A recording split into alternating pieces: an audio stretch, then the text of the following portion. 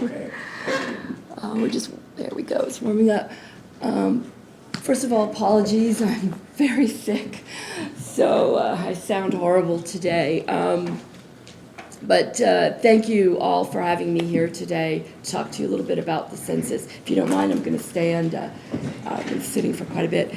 My name's Lorraine Ralston. I'm with the U.S. Census Bureau, and I'm here to talk to you a little bit about the census in general, a little bit about what's going to be new in 2020, how we're going to be doing the census next year, and then specifically how we would like to partner with the county and with any of the cities and other organizations that are represented here today, how we want to partner together to make sure that we count everyone in the community next year. So our day, and that's 253 days from today, so we really don't have a lot of time left in the planning process. Now, hopefully, most people will remember back in school the reason why we do the census.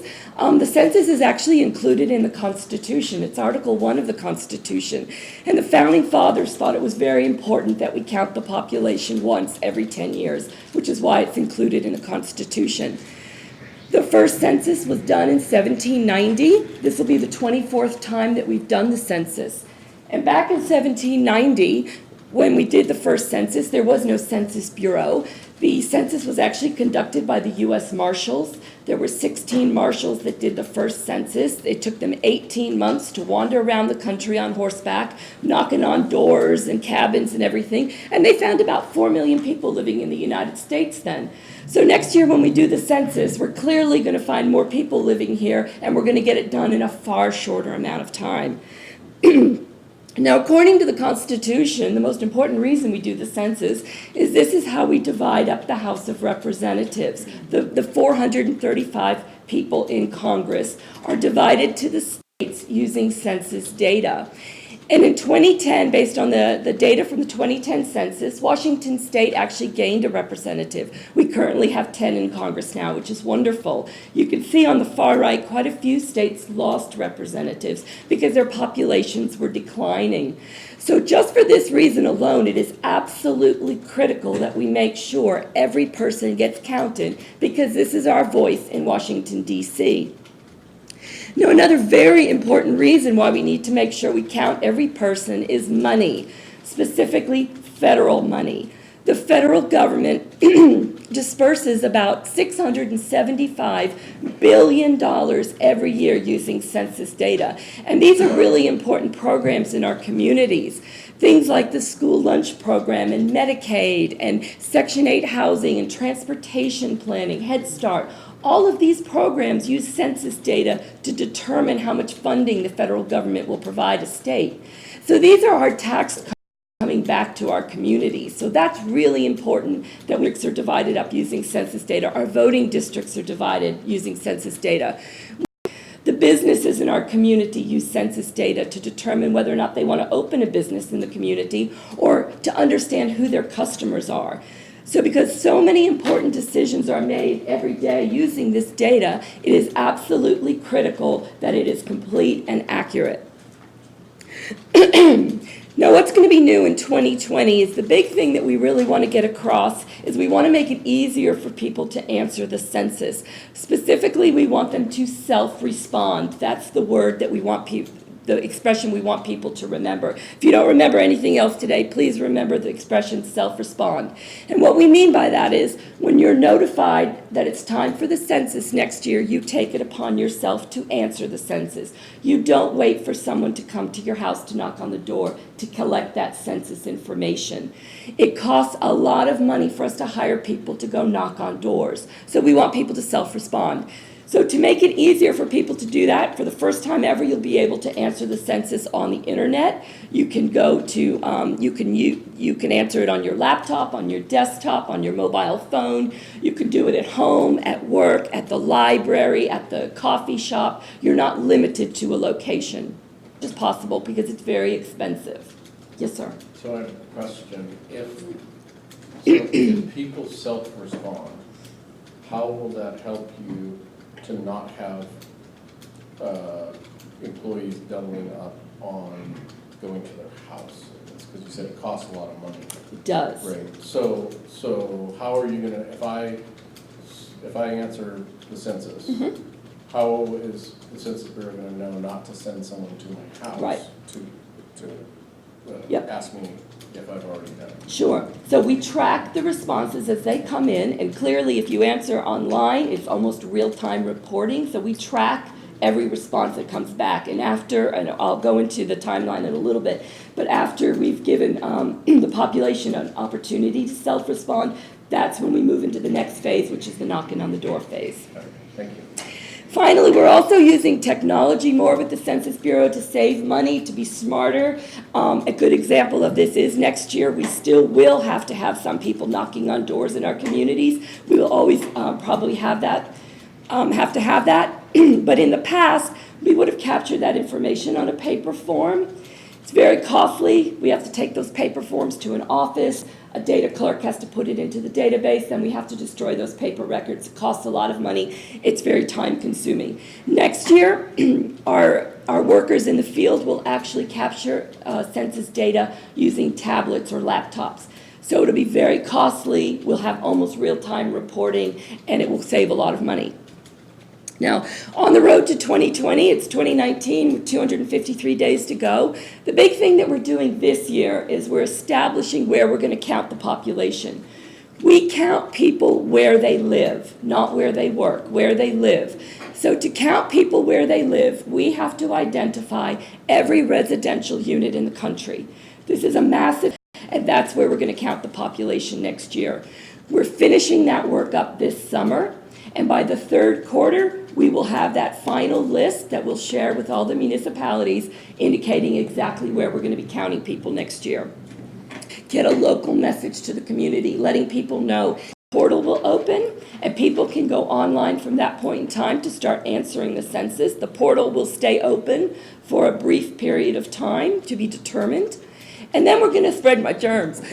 An example of this is people who live in what we call group quarters. They will not be self-responding next year. These are people who are unrelated to each other, but they live together.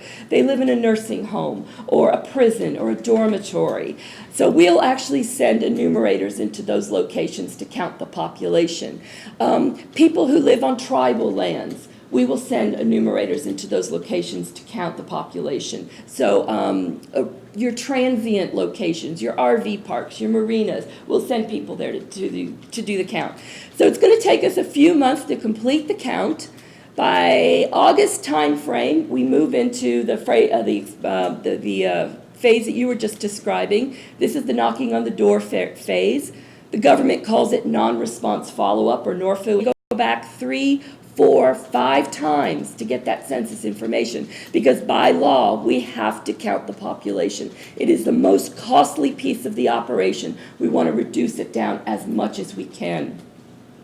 And then by law we have to deliver the results of the census. You might remember in years past we used to have a long form and a short form on the census. And the long form used to ask really interesting things, like if you had an indoor toilet or a refrigerator or color TV or things like that. We don't ask those questions on the census anymore. We realized about 20 years ago that technology was changing so fast it was pointless to ask those questions only every 10 years because the data was obsolete as soon as we collected it. So we ask that really interesting stuff now on something that's called the American Community Survey. This is an ongoing survey we do of the population every year. We survey 3.5 million households every year to get that interesting stuff. So the census now is just a 100% count of the population. American Community Survey is a sampling. In the census, we're going to be asking 10 basic questions. We're going to ask your address because we count people where they live. We're going to ask your name, and this is to make sure we're not double counting you, that you may have filled out a census form and maybe your spouse has done that. We don't want to double count people. We're going to ask how many people live at that residence and what's their relationship to you. Is it your mother, your spouse, your child, your foster child, your cousin, your friend who happens to be living with you? We're going to ask some demographical information about each person that lives there. We're going to ask their age, their race, their gender. You'll be able to self-identify your cultural background, meaning you'll be able to write in your cultural identity instead of trying to choose from a selection of options. So for example, I would put down that my race is white, but culturally I'm Italian-Irish, and I'll be able to write that in. We'll give people a lot more flexibility to self-identify. We're also going to ask whether someone might normally live at your residence, but they might be counted somewhere else. And an example of that might be a college kid who's in a dormitory. Or maybe grandma lives with you, but she's in Florida for a couple of months. We want to make sure we haven't missed anybody. Now, just a quick note about some of the data that we actually collect. It's very important to understand that the Census Bureau only reports data in aggregate or in statistical form. We do not release personal information. We are prohibited by law from releasing personal information. That is called, we cannot give it to the president, we cannot give it to ICE, the IRS, the county, the FBI, to no one. It is a lifetime oath. Example of this is in the 1950s.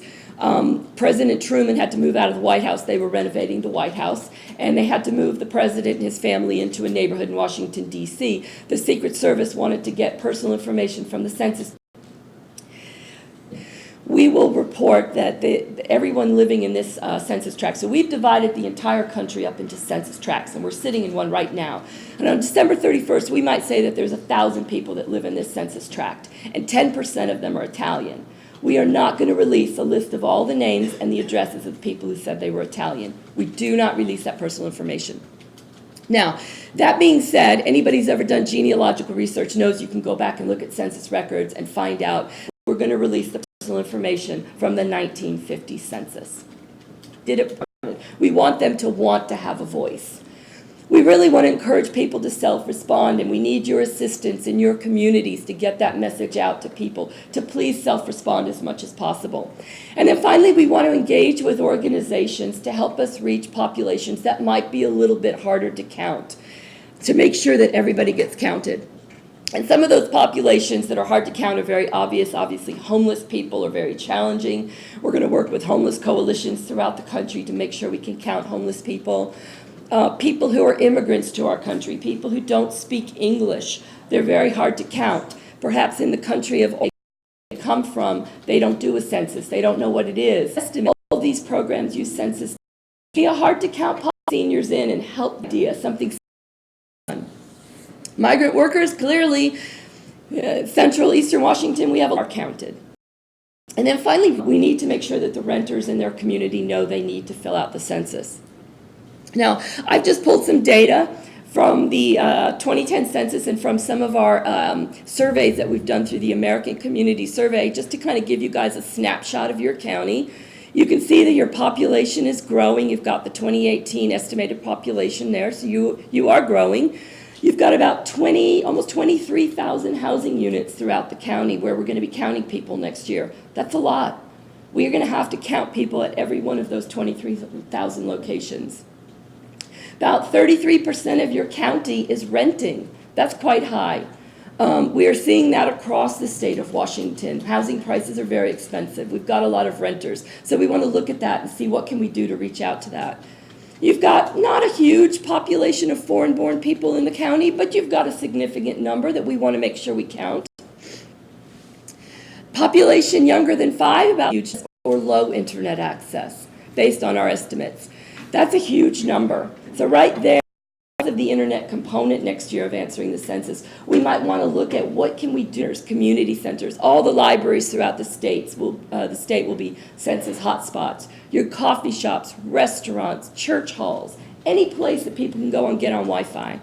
And thankfully, your homeless population is not huge, but you do have homeless people here, and we do want to make sure we count them. Now, one tool that we have to start looking at these hard-to-count populations is called Roam. This is a database on the census website. It's a public website. Anyone can go in there and look at the, you can see the different shades of blue. This is pulling up data on the census tract level. A census tract typically has between 4,000 and 5,000 people living in it. So some are quite large, some are quite small. The darker the shade of blue, the more concern we have with that census tract that we might not have a high rate of people answering the census, self-responding to the census. So I've just zeroed in on one of them. It's, I think it's the tract we're in right now between Okanogan and going a little bit further to the south. It's kind of an odd-shaped one there. And you can kind of see some of the demographical information that we can pull up from this tract just to give you a clue about what's going on, who's living there, and what kind of challenges might we have to reach the people in this census tract. At the very top there on the left, you can see right underneath the name of the county, there's a low response score of 23.6%. What that means is we're estimating next 23.6% of the households in that tract to answer graphical information there. We've got almost all the way at the bottom there, somewhere rent people living there understand why they need to answer the census and how they can answer the census. No official in the area, so whether it's the county commissioners at the county level, at a city level, perhaps the mayor or the city council takes the lead, and it pulls the resources together from the community to look at the community, see what challenges there are, and how can we reach everyone to make sure that they get counted. One established for the entire state of Washington. Former Governor Locke is the chair of that committee, and he's working together with, which is the senior public official. There's usually a chairperson who pulls the group together, sets the meetings, agenda, looks at coming up with an action plan. And then all of the members of the CCC are really those resources in the community, whether it's the government agencies that we have, our economic development groups, our planning departments, our public, our immigrant population, that the word gets spread. What are the needs of our community? What organizations can meet those needs, and how are we going to do that to reach these populations?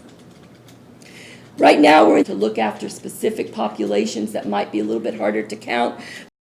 Together a plan in the local community out there and talk about the census and why is it important to Okanogan County? How does the county respond as much as possible to the census? We has to hire a lot of people to do the census. When we are fully operational next year, we're going to have about 500,000 people working on the 2020 census. This is the largest peacetime mobilization that the federal government does. This is massive. We have 253 days to find these people, recruit them in Spokane office. So there's going to be a small cadre of managers working in Spokane, managing a range of counties. But we are going to be hiring people in every county, in every city, in every community. We need to hire people from the community. We want to hire people who are familiar with the community, who look like the people who live in the community, who speak the language of the people who live in the community. We don't want to hire somebody from Aberdeen and send them to OMAC to do the census. It makes no sense whatsoever. So we need your help to get the word out. These are good jobs. These are federal jobs. They're temporary jobs for about 2 months. People can work as many or as few hours as they like. Not everybody is knocking on doors. Some people will actually be doing some work, like administrative work. People just need to be 18. These are great jobs for teachers, college kids home for the summer, seniors who want to earn a little bit of extra money. Excuse me. People can start applying now. They can apply online. They're going to sit in a pool of applicants, and as we need people, we'll go and we'll pull people by zip code. So this summer, we're actually doing some of this validation of these residential units. We'll actually have people out in your communities validating some of these residential units. And we need to hire people to do that. We're hiring people now. So we really need to get the word out as much as possible to get people to apply for these jobs. So what are we asking you to do? We are asking the county to establish a countywide complete count committee. Help us to start mobilizing the resources here in the county, including all of the cities, the nonprofit groups, the faith-based community, the education community, the business community, bringing everybody together at the table to really look at the county, look at the needs of the county, look where we might have some challenges up here, particularly with that low internet percentage of the county. What can we do to overcome that? Come up with a plan of how we can target and reach people, how we can communicate with people, and start building awareness about the census next year. I think everybody knows next year is an election year. The primaries are going to be going on at the same time. We've got voter registration that's happening. We've got Real ID going into effect in July. There's a lot of government messaging happening next year. We've got to punch through all of that and get the message out that you need to answer the census. We've got lots of good ideas of things that can be done. We'll share these lists with you. We're getting ideas from our other counties, our other partners. Everybody's being very creative. They're sharing ideas. Some of these things are very simple things like activating our social media. We've got videos, we've got PSAs. We're looking to identify what we call hotspots throughout the county. This is any public space with Wi-Fi, spaces that we can direct people to answer the census. How can we facilitate that? Can we have volunteers that'd be willing to go pick people up and bring them into the senior centers and the community centers to answer the census? Posters, flyers, newsletters, letters to the editor, op-eds in the newspapers. We're not necessarily asking you guys to host a census event, but if you'd like to do that, we're not going to stop you. But please, you have community events all the time. Can you include a census message into your existing events? A good example of this is the city of Forks is celebrating its 75th anniversary next year. They've already been planning this for a couple of years. They've decided to incorporate the census into that event. They're going to have the high school kids go back and use census data from 75 years ago to do little profiles of the people who were living in the city when the city was founded. Great idea, simple thing that can be done to use an existing event, but bring a census message there. We're asking you to send out e-blasts to all the county employees, all the city employees, all the businesses in our community. We'd like to see a proclamation from the county commissioners in support of the census and a commitment to ensuring a complete count next year. We've got lots of communications toolkits that we'll be sharing with you all. You don't have to feel like you're starting from scratch. This shouldn't be extra work. It should just be your normal work, just adding a census message to it. So things that you're normally doing, if you have newsletters, websites, things like that, just putting a census message on there.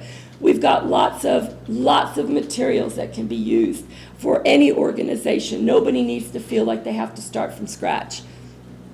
And we will share those. So all of this toward April 1st is census.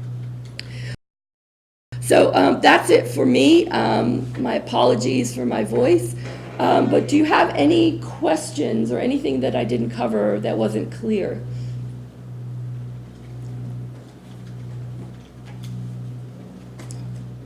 Oh, shocker. Everybody got it? I think everybody's saying, thank God she stopped talking with that voice. Now we're going to pass out the test. No questions at all. Well, thank you. Well, are all of you here for the census then? Did you get the invite? Well, thank you so much. If you wouldn't mind, maybe if you have a card or can drop off your contact information, we'll make sure you get on our mailing list so that you can get some of these materials. That's great. Lorraine, did you Oh, Christina. do you have a signage sheet? I don't. I was just going to take some notes Okay. back there. Why don't I'm with the Census Bureau as well, and I can, everybody would mind just sign up now. That'd be great. Thank you, Christina. Great. So no questions at all. Thank you. So what we'd like to do is give you guys a little bit of time to think about it, and I'll be back in touch, maybe through Angie or one of the ladies, just to see if the county is willing to establish a complete count committee. I know it's a big ask. I know everybody has limited resources, whether it's financial or personnel.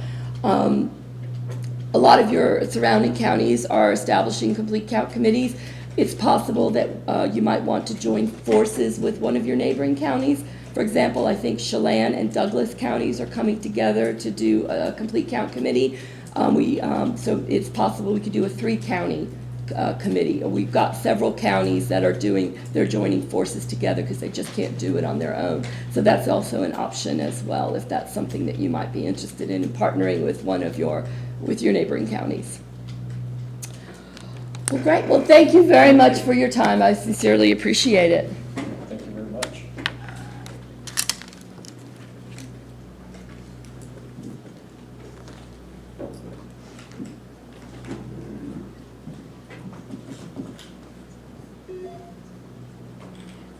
She's passing around a sign-up sheet, so if everybody will participate in that, I'm sure they would appreciate it.